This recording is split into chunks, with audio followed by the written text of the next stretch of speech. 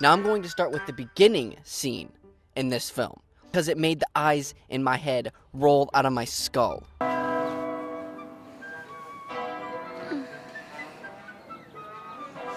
Yeah, that's right. She wakes up. Yes, the most cliche thing you should never do, the thing you learn when you're a little 5-year-old filmmaker, is the beginning scene should never start off with someone waking up. And this movie says, hey, we're just gonna do it. The way we've been describing it is it's kind of Groundhog's Day meets Scream. I guess it's important with a movie like that's kind of mimicking Groundhog Day to start off with her waking up, because you see this like 100 more times when she dies. But you couldn't start it off with something a little more exciting? They talk about a huge party the night before. Why not show some clips of that? Maybe kind of like found footage style. I totally embarrassed myself last night. Not at all. Unless you consider dancing on a table, starting 2 fights, and barfing pretzel chunks all over the bar embarrassing. And I get Groundhog Day also started off with him waking up. But isn't that more of a reason to start off with something different? You're literally ripping off an essential plot point in this movie, and everyone is criticizing you for it. So starting off with something different would have right away separated you from Groundhog Day. But no. Making movies is hard, and working hard would mean a competent movie, and they don't want that. What's really cool about this movie is that, and a lot of people are afraid of time loop movies because they're like, oh my god, I don't want to see the same thing over and over and over again. And what's great about her character and what's fun about the movie is that once we get past the establishment part of the day, she's trying to figure out a way to escape her death. And so the story in the film veers off in so many different directions that you're never actually being dragged through the same thing over and over. So it's her birthday, and there's a party that's going on, and that's being planned that she's going to. Yeah, I guess she's just a dumb fuck and is not realizing that this is a surprise party for her. But, whatever. There's so many other things about this movie that I'm going to criticize.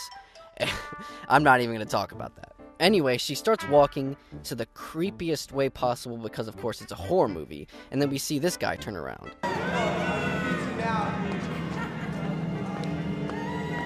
She comes towards a tunnel and sees what? What is that? Okay, you guys are hilarious. You can come out now. What is happening? Losers.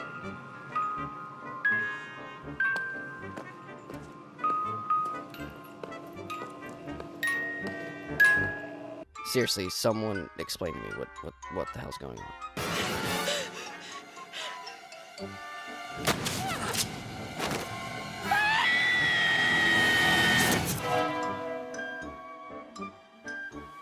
So, what? So the murderer put a music box in the tunnel? This is kind of like that whole The Strangers thing, because remember, the murderer isn't like a supernatural entity. Like, they didn't, like, use their ghost magic to put the music box there. Well, basically what happened is this murderer winded up a fucking music box, put it in the middle of the aisle or tunnel, whatever thing, hurried up and ran away from the music box over to the beginning of the tunnel and and tried to scare her. I mean, I get it. You're trying to make the movie scary. It's just not scary, because when you think about how he had to do that, it just doesn't make it scary at all. It makes it really, really hilarious. I think Chris did a really good job piecing together this movie, and just even with Scott and the script, but also in the editing room. Yeah. I think it's because the world is so developed and all of the characters are so fleshed out. Then, of course, the Groundhog Day starts to affect, and, You okay? Tree.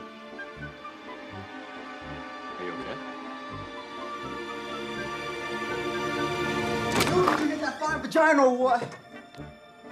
So I'm not really going to talk about this sequence other than the fact that, okay, so she doesn't go through the tunnel. She goes to the party, and it's like a generic little party scene. It's really stupid. There's like this comedic scene.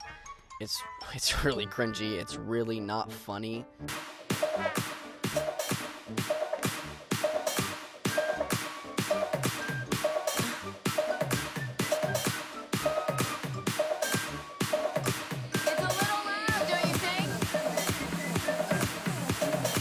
And then, of course, you know, the killer comes out of the closet,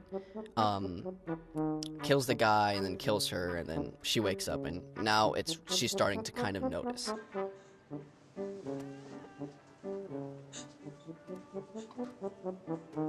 Tree, what's wrong? Say something.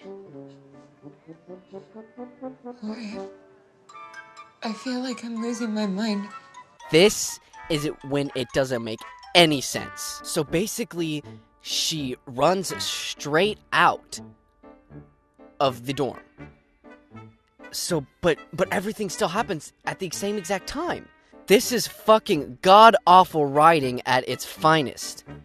They literally are either children or don't understand the concept of time. They are just straight up saying, fuck it, because no one will notice, and we're just going to try to do this horror trope. They're sacrificing logic for horror, just like every other bland Hollywood movie. Literally, the fact that she ran out right away would mean all of that stuff would happen after she left. It's just so easy. It's so easy to write in, like, okay, she's gonna test it out. She's gonna wait there and then go out. And she's gonna time it, like say she has a timer, and when she starts to figure out these things. But no, I hate movies like this, where you literally have to turn your brain off. You have to literally remove your brain from your head to watch a movie like this. It's not like just pure entertainment. You literally can't think about it for more than 5 seconds, or you'll be like, hey, wait a minute, that doesn't make sense. When she wakes up the third time and the fourth time and the fifth time, it really starts to settle in that she's trapped in this horrifying loop where she has this kind of doomsday end to her day that is slowly approaching, and she tries every single way to escape it that she can think of, whether it's running away from it or encountering it face on or trying to figure out who her killer is, and she never can quite crack it. Okay, so whatever. She keeps dying, and she figures out she has to figure out who her killer is. But here is another huge issue with this plot. All you would have to do at this point is be like, hey, guys, I'll pay you like $40, or hey, I don't think you would even have to pay these guys to follow you around this entire night. And even if the killer doesn't attack you because you're being followed by a bunch of guys, you can tell them to go hide or something until the killer man comes out. And you can say, well, then she would never figure out who her killer is, and she would never have the character arc. But who gives a fuck? I'm pretty sure the girl is not really worried about, I would say, having an arc. Because she just doesn't want to die and keep reliving the same moment every day and every day. And yes, I understand that it's a movie and it wouldn't be an hour and a half long or whatever, but that means you have to change the plot up. You have to make it so she does try this and it fails. You don't even have to end the movie like that. All you would have to do is throw in a couple scenes of her actually trying to do what I just said and it failing. It's not hard, but they don't care. They don't care. They just want to make money. So we get a bunch of shitty, unfunny montages of her being like,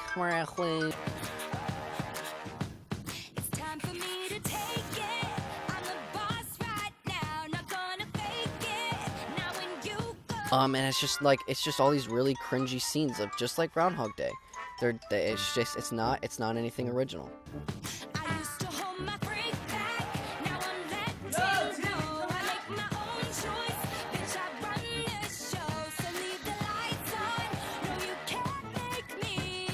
Now I do want to talk about this scene because it's sort of good. The acting here is pretty strong. This day is really hard for me. And I miss Mom. You know, I miss her so much. I miss the way that she smells. The music's decent. The dialogue here is pretty good. Yeah, me too.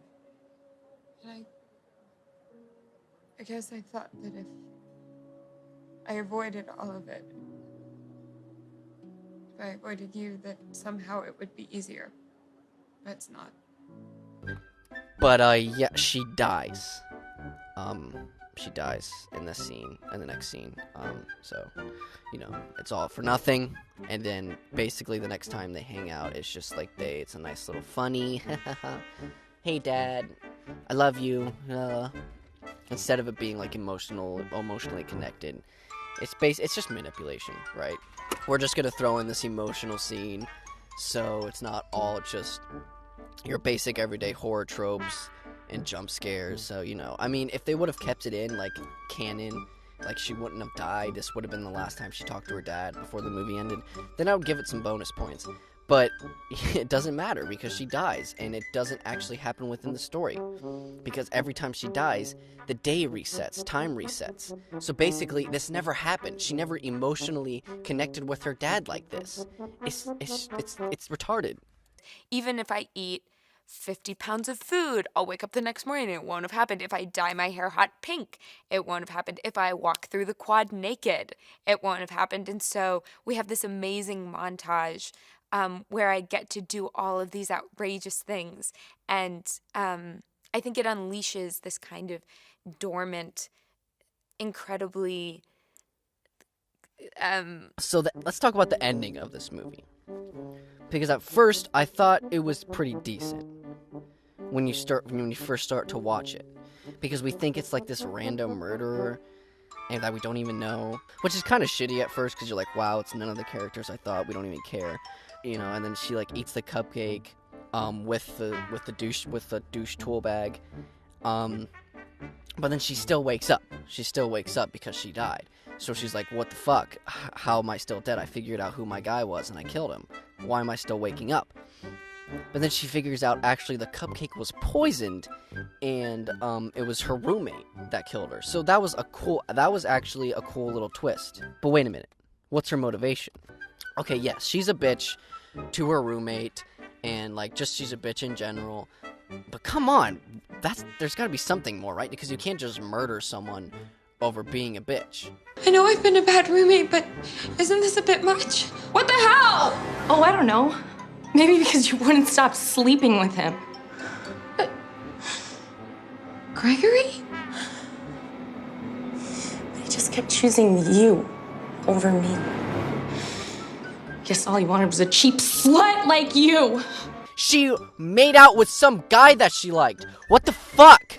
How is this a motivation? I swear to God, it's like, it's almost sexist. Leave it in the comments below if I'm wrong. But it's like this girl can't have like an actual emotionally driven motivation. It has to be like this, you kissed a guy that I like. It's kind of sexist. Am I wrong? Leave it in the comments below, guys, if I'm wrong. This also raises so many questions now that we figured this out. I want to know, why the hell does she look like a pro wrestler in most of these scenes? Because she's a scrawny little nurse girl. She's like a college, probably like 20 years old, 21? She looks like she doesn't look like Brock Lesnar, but she definitely looks like she's built, and she's obviously not. So it's obviously a stunt double. Great. So here's another question. What was the guy turning around in the first scene all about? Why did this guy turn around and stare at her like that?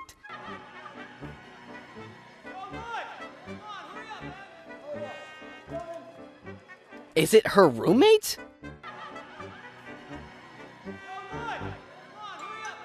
Oh, no, it's not.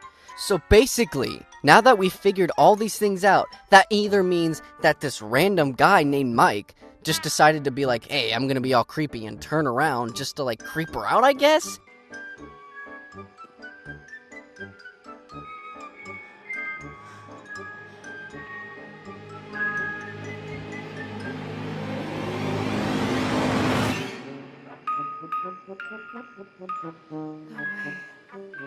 Are you starting to see why I reviewed this movie? It's not just your everyday basic Hollywood horror movie. Hollywood is really starting to reach lower and lower with these horror movies. You know, we had last year we had The Bye Bye Man, and Happy Death Day was released on the same year, and now we're getting Truth or Dare. What? Boys are dead. And your turn's next. Dare me to choose which one of you to kill.